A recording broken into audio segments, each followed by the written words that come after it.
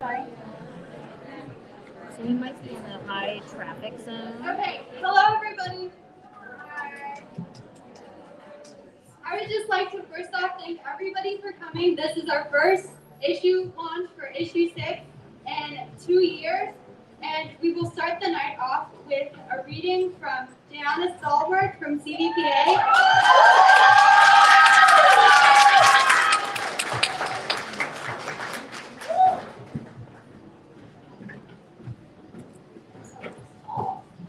Hello, everybody. Hi.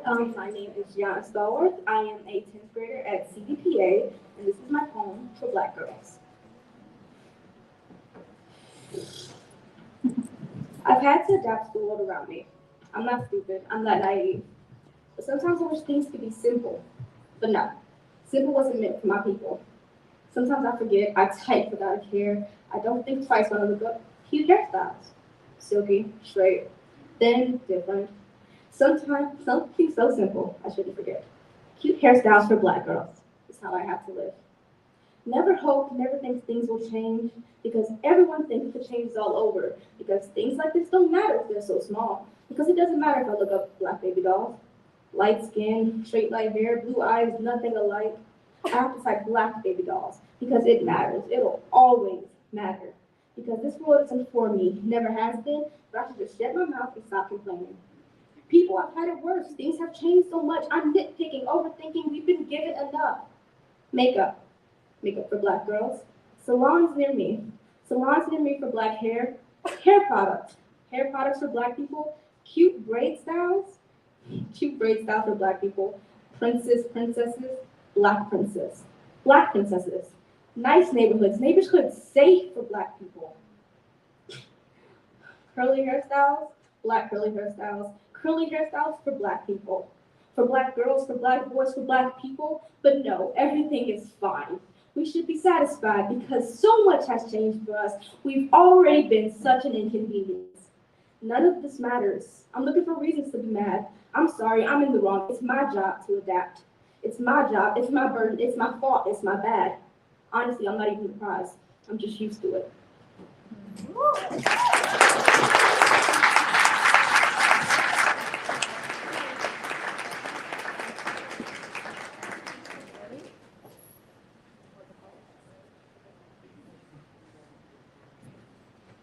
Thank you for that amazing piece. Next, we have a poem by Aaliyah Sierra from CSMD.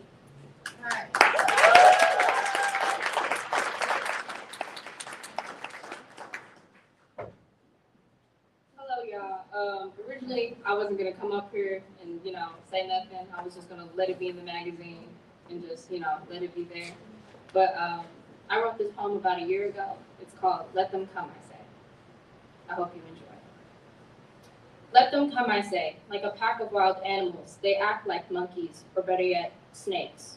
They bite the hand that feeds them, the hand that nurtured a country that was not theirs, the hand that continuously works night and day. Let them come, I say. Let them try to coil around the flames they ignited, a desperate attempt to put them out. But this hand is scorched with the strength of the sun, the strength of a phoenix. These hands will spring up from the earth, renewed and free. We will come. And I do not have to say this. We will come stained with the blood of our sisters and our brothers on our hands. We will come and no longer be just a hand. We will claw our way up, stand tall, and raise that fist you bid so readily. We will raise it high and raise it hard into a fist. Thank you.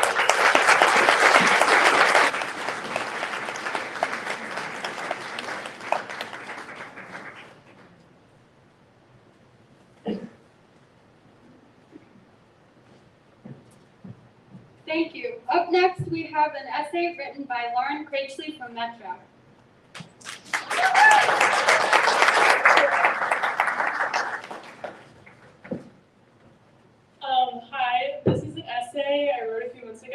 just like us, I am the truth. I was less than a year old when I was crowned as a child of God. Though religion hasn't always been a dominant presence in my life, according to him, I will always be one of his children. My father attended Catholic schools in the St. Louis area and even attended a Jesuit college. My mother attended the same Jesuit college and was raised Lutheran and attended Mass every Sunday with her family. I have always wondered why I was baptized Catholic. I rarely go to church. I didn't even know what Ash Wednesday was until last year. I celebrate Christmas, but just for the gifts and family gatherings, so why? Why was one of the foremost decisions in my life made for me when I had no say in the matter? When I was 5 years old, I decided I wanted to play soccer. I went to a smaller school that did not have sports teams, so I had to join a CYC team.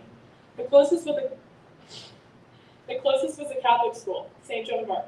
It's difficult for me to remember practices or games. I just remember how I felt being the only outsider. Since I was the only girl who went to a different school, I was always the last pick. Always had a partner with one of my coaches, who was just one of my teammates' fathers. The only other thing I remember was praying before our games, taking part in a circle with the refs, my teammates, our opponents, and the coaches, and reciting a piece of scripture I had never heard in my entire life. I always had the internal debate of whether to stay silent or mimic their words of prayer. Little did I know for the next 8 years, this would be how every sports game went. I ended up playing basketball, volleyball, and softball with these same teammates who excluded me and made me feel like I wasn't actually a part of the team. Over these years, I've learned the prayers with the help of my dad, who knew that from his childhood. Another thing that took place over these 8 long years is my parents' divorce. An important thing that I learned during this time was that parents gossip and kids repeat it. My teammates would ask me why my parents wouldn't sit next to each other during my games, or why I would only go home with one of them and not both.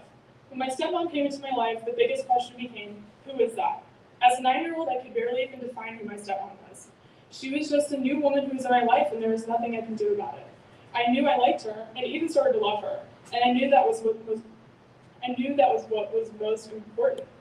It only started mattering after my teammates started asking more and more questions about her. Is she your new mom? Is your dad married to your mom and her at the same time? I started to take my frustration from these questions out on my parents, which put an even further strain on my relationships with them.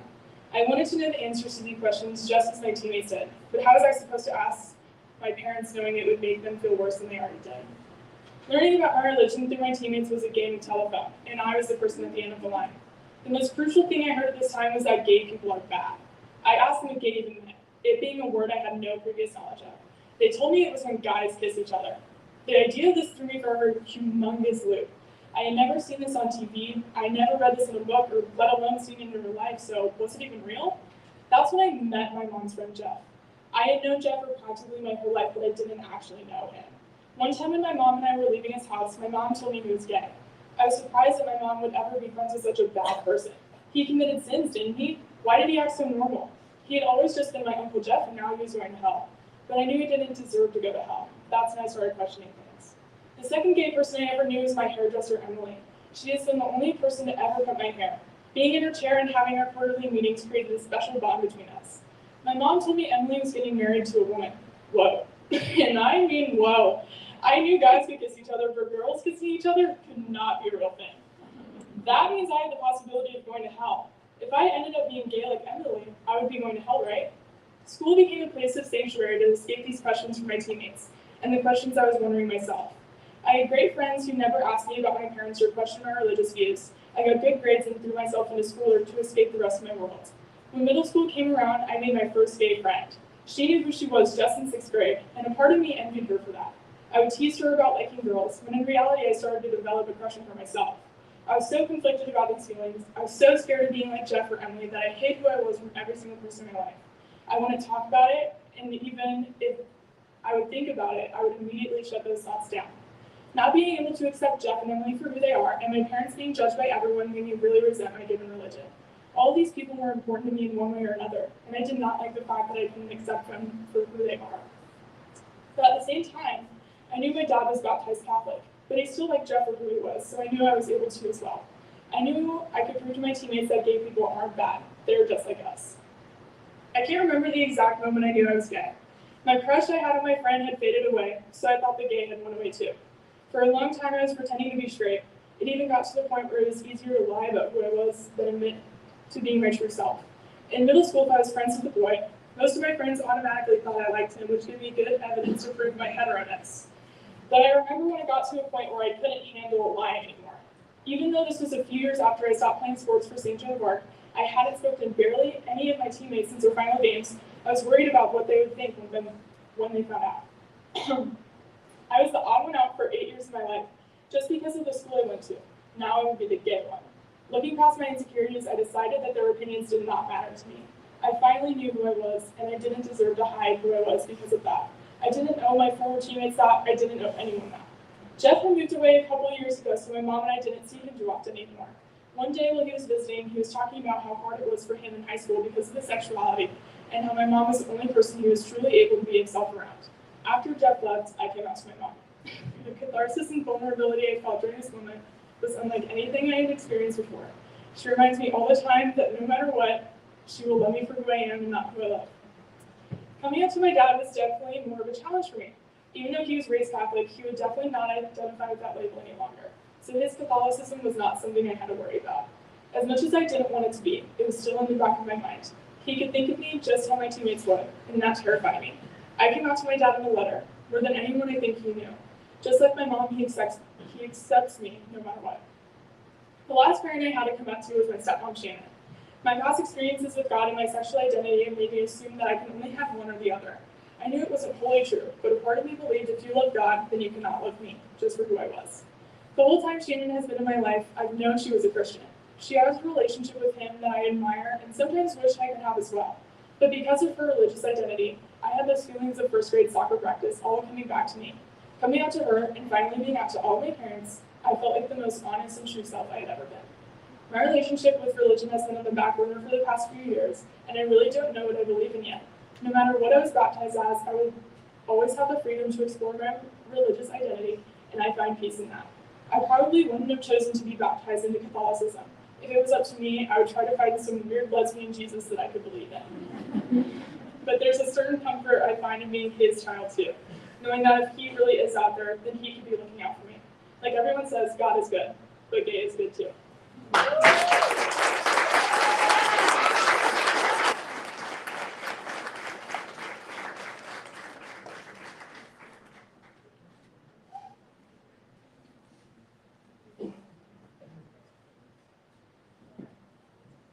Thank you.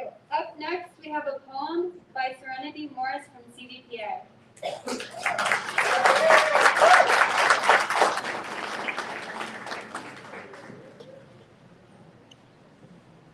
How y'all doing this evening? Hey. All right, so the title of my poem is Believe in the Unknown. I'm on the edge, scared to jump, scared to fall. Just the only way to go. No rope, no ladder, I'm all alone, no longer able to hang on by a thread. I've made my bed, it's time to lie in it. The only way out is to thrive in it. Feeling uneasy, not sure if this is right, but it must be. There's nowhere left to go but into the unknown. I hear something calling to me, I'm not sure what it is. It sounds so familiar, almost like kin. Eyes burning, heart turning, air is hard to find. I climbed a tree right to the top to see what I could find. There's no more tree, the branches are gone. The only way out is down, or so it seems. I'm on the edge, I'm scared to jump, scared to fall. There are two choices to make. Believe in logic, believe in sight, and climb back to the ground, or take a risk, just jump and believe in this thing that I found. Feeling confident but uneasy, I'm sure that this is right. Time to believe in this thing that I found and let myself take flight. It may be windy and storms are strong, but why should I care? For this thing I found is love, and it can take me anywhere. So with these words, I say goodbye to those I knew and knew not, for there's nowhere left but the unknown and the love I have in my heart.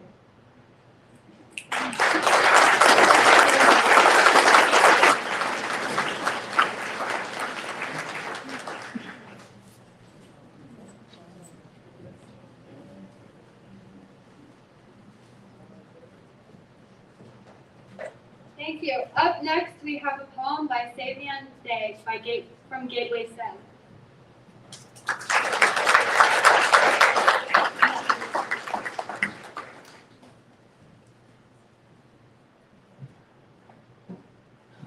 Alright. My poem is called The Stars on the Ground. Why, stars, why must I suffer? You said there were plenty of possible places for me among you if I endured my fair share of pain. That wonderfully wishful thinking left me working into the night and through the rain, robbing myself of the right to play, staying in a chamber of tasks, of never ending, making confidants a rarity. I thought the sky was the place for me, the place where fun and strain meet, where the payoff for wiggling my body and mind to worthlessness would lie. I now stand before you questioning the validity of the values you told me, those values that violently push themselves into my head, consuming my being.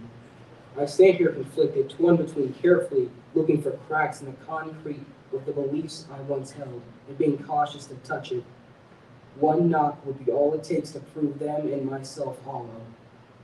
Without them, there's nothing between me and the cold realization that the stars don't shine brightly of their own volition like I thought, and that outside forces sculpted them, cutting away the parts that didn't glow like they wanted. There needs to be a change of pace within me, a change of look, a change of style, a change of what I want. There may be stars in the sky, but I can't spend the rest of my life looking upward. I must search for the stars on the ground.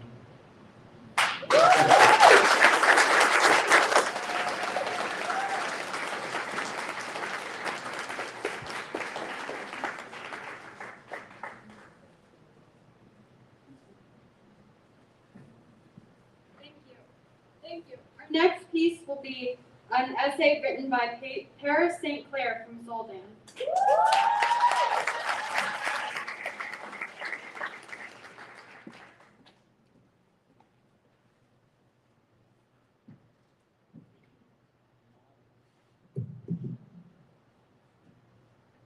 The ones that are left behind. Educational larceny, the unlawful theft of knowledge that's not your own. The origin of this term can be traced back to the transfer student section of the University City District webpage. Violators are actively persecuted ominously follows this alien term, a slap in the face to the inhibitions and schemes I meticulously crafted in support of my own indoctrination. January 27th into the new year, I found myself stuck in a situation of unfortunate. An unexpected journey began before I was aware, and soon I was thrown into unfamiliar endeavors. Phone call after phone call, dozens of voices all repeating the same condolences. Unfortunately, your address falls outside our jurisdiction. Unfortunately, we are no longer taking applications at this time. Unfortunately, our programs are only accessible to students of this district. The opportunity to advocate for myself and my situation became beyond limited as time went on. Missouri state law, which incorporates jargon-esque word choice and undisclosed moral rationale, declared of the 48 public school districts available in the greater St. Louis city area, my father's address was only eligible for one. No transfers, no exceptions, no chance. A high school is a high school. My father's words echoed behind my eyes as another Google search presented a Wikipedia page which highlights a previous large, predominantly wealthy Jewish school located in the central west end of the greater St. Louis metropolis. My father, a self-proclaimed native, despite living here for just a few years, assured me that we were upon the better parts of town. I naively began to believe him as we made the 22-minute journey from the south side to the School of International Studies. The acceptance of his words came not from the little trust I had left in my father. No. My optimism was restored from the foreign comfort of the Goliath city block homes and the luxury buildings occupied with yoga studios and the onslaught of traffic filled to the brim at 7:30 in the morning with expensive cars. Mercedes Benzes and Teslas, which I assumed were all filled with businessmen and women with beyond appropriate means. During that car ride, I squinted hard and tilted my head far enough so that I could see past the thought of my own shortcomings. And for a moment, I was able to witness a glistening path of opportunity amongst the bleak Sarmenian skies. We then continued driving. Past the colossal private banks and law firms, turning onto a street which I can only describe as significantly dimmer than the others. The sickly perfume of roaches that seemed to waft in certain parts of town began to attack my nose, and that's when I knew the sentencing had begun. I felt swindled, cheated, and lied to by everyone. When the realization struck, I could feel my intellect, a raft I held onto for the duration of my life, being stripped from me. The rest of my humanity followed as we pulled up a little past the pale and flickering lights of the gas station and the sudden abundance of liquor and tobacco stores. We finally arrived at the cathedral, a building quite different from the pictures displayed on the internet, and by then I was little more than an empty husk. My disappointment inevitably reminded me of my younger brother. 6 years ago was the first time I ever came to the city. I was just a visitor, an observer wearing blue and red, playing the oboe for my middle school band inside a Butch Stadium, eating hot dogs with my friends, amongst other people that could afford the tickets. The only thing I bothered to consider during this grand adventure was why such a boring game had such a large stadium. My younger brother didn't get such an introduction. The first time he visited was when he was uprooting his entire life to move with my father, pursuing his falsified, grandiose tales of the cultural city of St. Louis. He traveled the 2-some hours it took to get here and could do nothing but stare at the city wide-eyed and excited, passing by the infamous arch and the malls and the abundance of beautiful hotels and restaurants. But there we stayed onlookers in the city we were supposed to call home. In all reality, the place where he was set to reside was a 1-bedroom apartment shared with my father, tucked away on the other side of the Red Line. Centered in a neighborhood with violent crime rates 420% higher than the national average. I later found out that the poverty-stricken home lacked heat and air conditioning, as well as a working refrigerator. For a while, my brother ate cold food from dollar-dented cans and was somehow able to remain extremely optimistic and trusting when it came to my father, reciting the spoon-fed lies of a boy needs his father when I asked him why he was so insistent on doing this, pitting himself through what I considered a torturous, needless experience. I wasn't like my brother in the persevering sense. Even though we'd indulge each other, similar in so many ways from our appearance to vernacular, when the day came for our separation, I considered begging him to come back to live with me and my mother in Illinois. But my brother had a tendency to be hard-headed and stubborn, so it wasn't really worth the extra effort. At the time, looking back on all those years, I guess nobody really thought he was worth the effort. For that alone, I really wished I would have taken the extra time to hug him harder before I left. But for all the other things, is why I truly regret letting him go. In all candor, I don't know much about my brother's excursions in St. Louis. I never really talked to my brother after he left. On some level, I never forgave him for leaving. And on another, I assume he never forgave us for letting him. The only person he kept in contact with was my mother. But soon, after a while, he stopped talking to her because he hated making her cry. For years, my brother was replaced by stories which I never really listened to because I never truly wanted to know how many times I failed my brother. I don't wish to know in detail the times I've allowed him to suffer through hope-shattering disappointment until he became forever dismayed in his seek for beyond. I chose to remain ignorant of when it was when his soul finally broke and his dreams were tossed aside. When my brother finally allowed himself to return home, he was completely different from the boy he was when he left. And to this day, I weep for him, an innumerable amount, for the pain he endured during his time here and the innocence that was stolen from him to form the desolate man he was forced to become. I weep for my mother, because she now bides her time in Springfield trying to mend the irreversible wounds to his soul. I walked up the steps, and all I could do was make comparison of my experience to something out of one of the prison documentaries I used to binge when I was younger. Slowly, I felt my freedoms and sanity relieve themselves of me as I came upon the doors. Me and my father stood in the cold January frost for longer than was comfortable. Not that the school seemed to bother itself with novelty ideas of things like comfort. Although we were both trapped underneath the weight of silence and my own crushed expectations, I couldn't shake my unlawful urge to run away back home and try again somewhere else. The screech of the buzzer interrupted my conclusive thought. My father was the one to grab their roding handle and wait impatiently for me to go inside. I stared at him as he turned away, thinking to myself how many empty promises he would have to make in order to earn back my forgiveness. A short woman with gray hair was standing emotionlessly behind the metal detectors. Awkwardly, I endured the ritual of removing objects from my person and going through the detector. At first, our performance, I thought, the pat-downs were just a formality. After all, I was trying to appear as non-threatening as possible. I smiled and asked my well-trained good mornings and how do you do, purposely making myself small as I set my things down gently and moved ever so slowly through the metal detector. I kept my hands visible and my voice raised a couple octaves higher. I smelled good and my hair laid flat.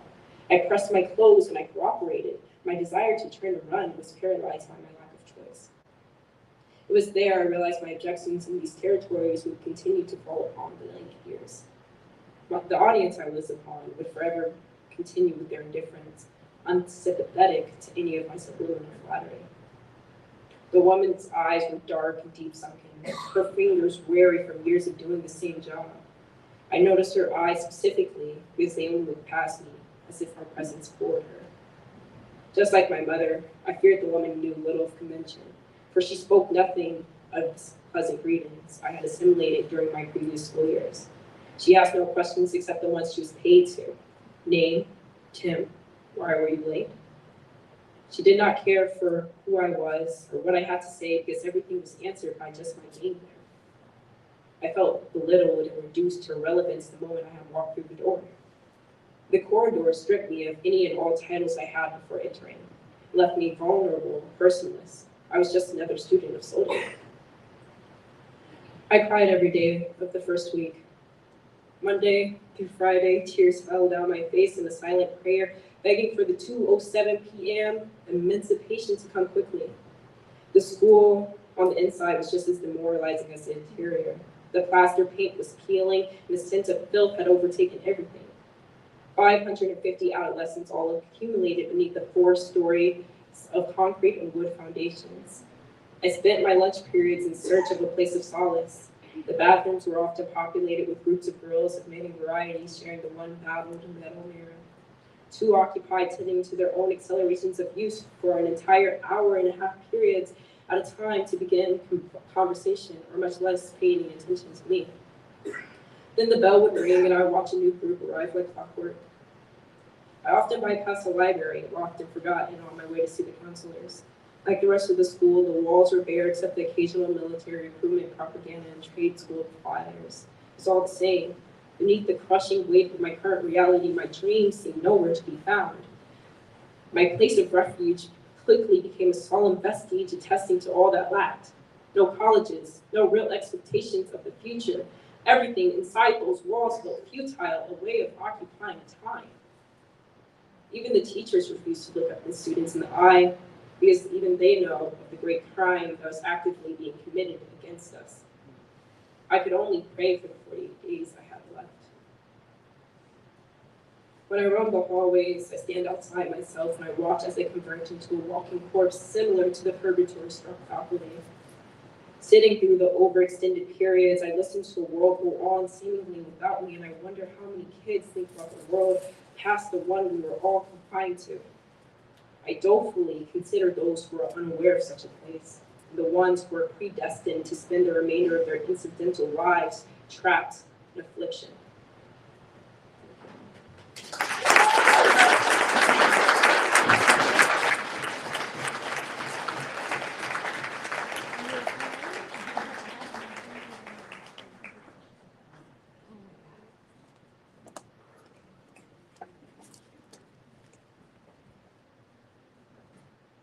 Hello, everyone. I'm Lizzie Peterson.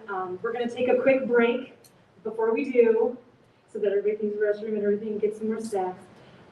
We have some really amazing teachers that make this possible that I would be at a loss to handle buses, right? To figure out these field trips. They stay after school.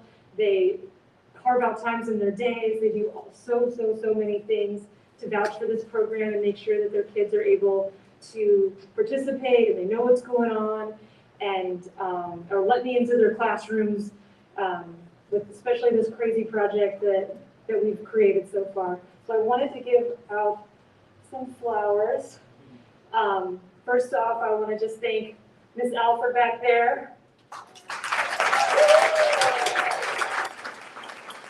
She's been a soldier over at Collegiate, staying every Wednesday and sometimes Fridays. Do you want your flowers or you want me to give them to you? Okay, all right. Then I've got, back there, we've got Ms. Friedhoff, and we've got Maggie Shue.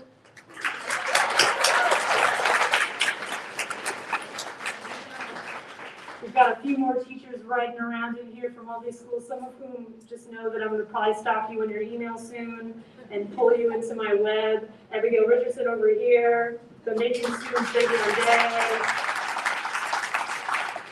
And any other teachers here, just wave their hands. Oh yeah, Nicole Mr. Oh no, I was just here. Yeah, she let me come in and just do a bunch of weird experimental poetry stuff with her kids, and we figured it out. We figured it out by the end. All right, so go ahead, take your 5-minute break, and then we're right at the midway point, and we have about 5 more readers, and it'll go a little faster, I promise. Okay, thank you so much.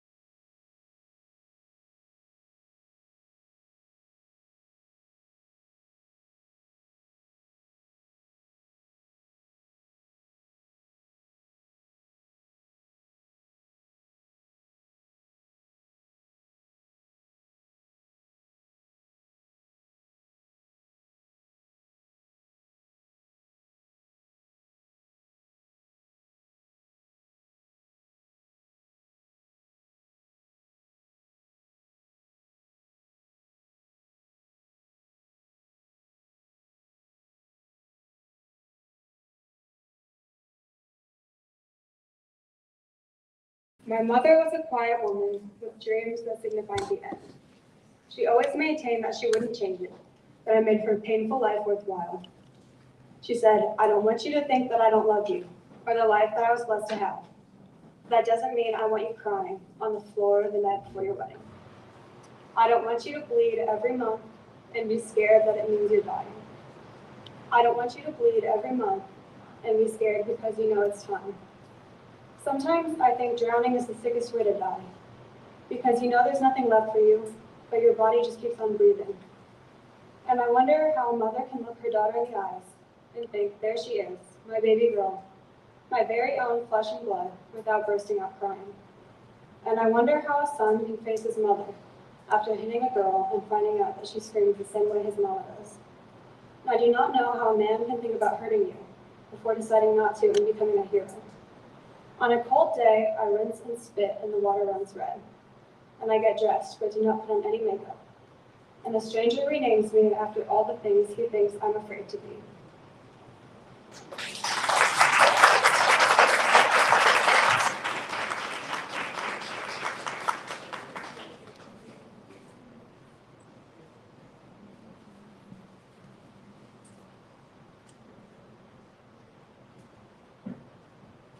Thank you. Next, we have a poem from Bartoon Ali from Soldan.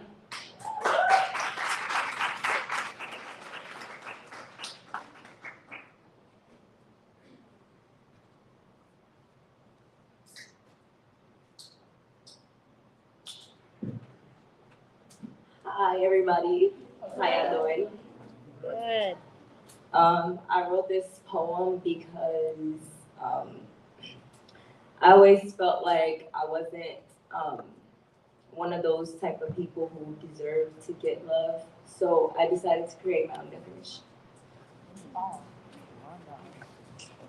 Love, a severely abused word that makes people do crazy things, makes them spend money on crazy rings, makes the heart sing and the belly butterflies twirl. They tell you that you're their world, their lock and key, their safety pin, their co-author for their new history.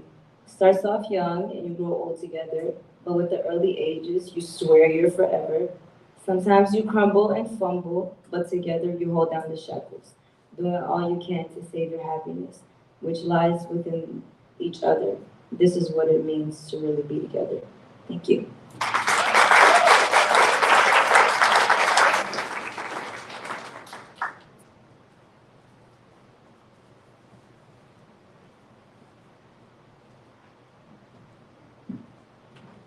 Thank you. Our next piece is a poem written by Jasper Jones from CVPA.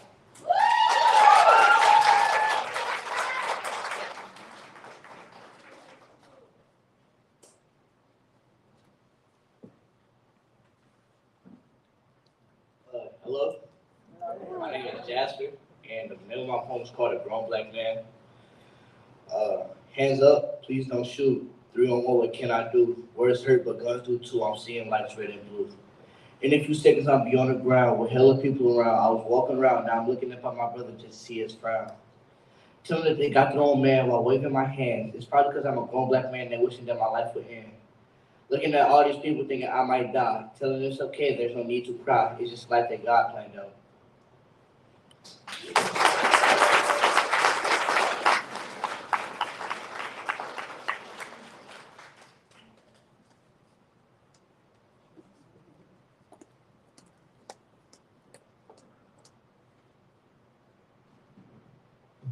I'm back, y'all. Okay, so we have one more reader tonight, and I want to introduce her in a very special way.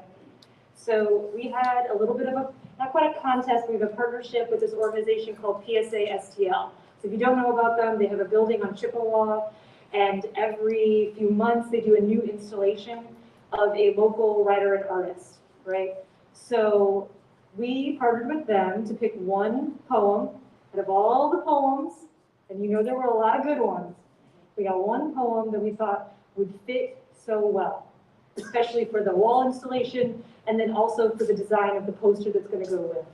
So we're a little early because it's not going to debut for a few more weeks, not until like mid-May, but we have Altuma Albuquerque from Soldan School, whose beautiful poem will be appearing in May on the side of a building. It's going to be beautiful.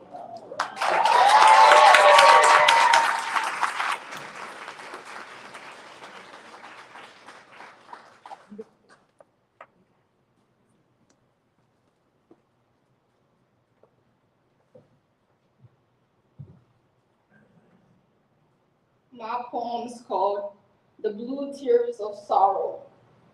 The color blue, a symbol of imagination, a symbol of hope to cope the feelings of sorrow. Swallow the hollow echo in the misty mellow. This is my last cry.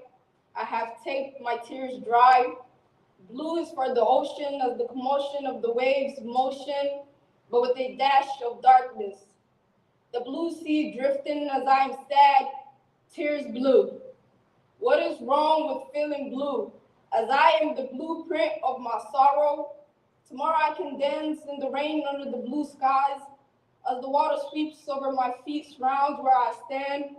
The water talks to me, calling me to the soft sand. The blue is now a part of my memory to cherish.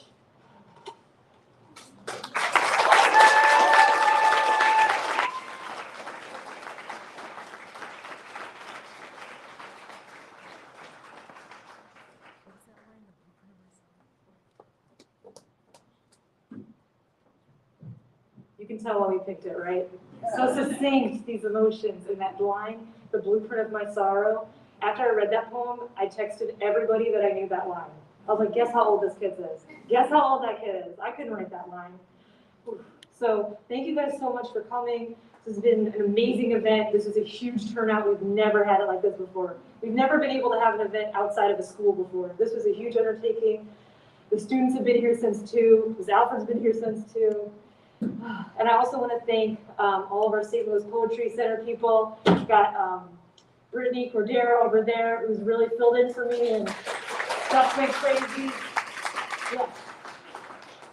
We've got Valeria Monroy, who's actually used to be the art editor of this magazine. And I was like, I can't do it without you. Can I please pay you? Can you please help me? She redesigned the entire website. I could not do that, okay? If she ever leaves, I'm done. I'm done. We've also got Devin Buckner and Laura Wolf, who've been helping out. Those are also previous editors, so you know we can't take them away. Right. Got Sarah Tisdale somewhere. I can't find you. There you are. Deb is the most amazing curriculum writer ever. She just tells me what to say, and I'm like, that's the book, that's the passage, that's the art piece that goes with it. And I just put it into a slideshow. And then, of course, Miss Erin Quick, the ED of St. Louis Poetry Center. We've been talking about partnering about this for like 3 years. But thankfully, in the last year, we've been able to do it. And that's another reason why we could do so much more than when this was like a one-woman show, which I knew was not a good idea. I was going a little crazy. Yeah, Laura's literally nodding, like, yeah, she was going nuts. So thank you so much again for coming. Buy more issues, eat all that food because we don't want to bring it home or anything, and then enjoy yourself. And then artists, if you want to take your art home, just find me. All right, thank you so much.